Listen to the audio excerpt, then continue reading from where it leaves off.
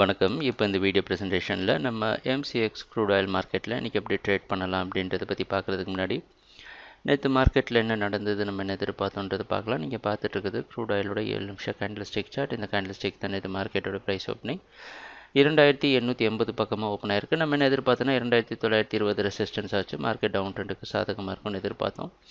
Price open ஆனதுக்கப்புறம் ஓரளவு சின்னதாக ஏற்றம் கொடுத்து 2904 வரைக்கும் போய் அதுலேருந்து ரெசிஸ்டன்ஸ் எடுத்து மார்க்கெட் தொடர் சரிவை கொடுத்துட்டு இருந்தது. 2840க்கு கீழே அதனால் வர முடியல. மறுபடியும் 2860 சப்போர்ட் எடுத்து 2920 வரைக்கும் போய் 912 க்ளோஸ் ஆகிருக்கு.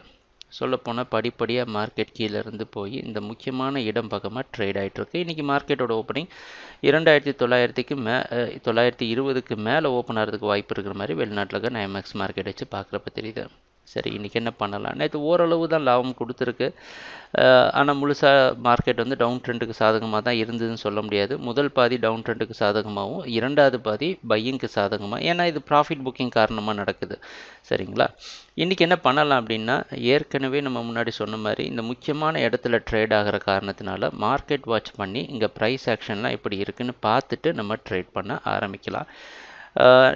இந்த க்ரூட் ஆயில் கான்ட்ராக்டில் நம்ம ஒரு சில தடவை தான் நமக்கு ட்ரேட் பண்ண வாய்ப்பு கிடைச்சது. ஆனால் அந்த வாய்ப்பை நம்ம முழுசாக பயன்படுத்தியிருக்கிறோம். அதனால் நல்ல லாபத்தில் தான் இருக்கிறோம்.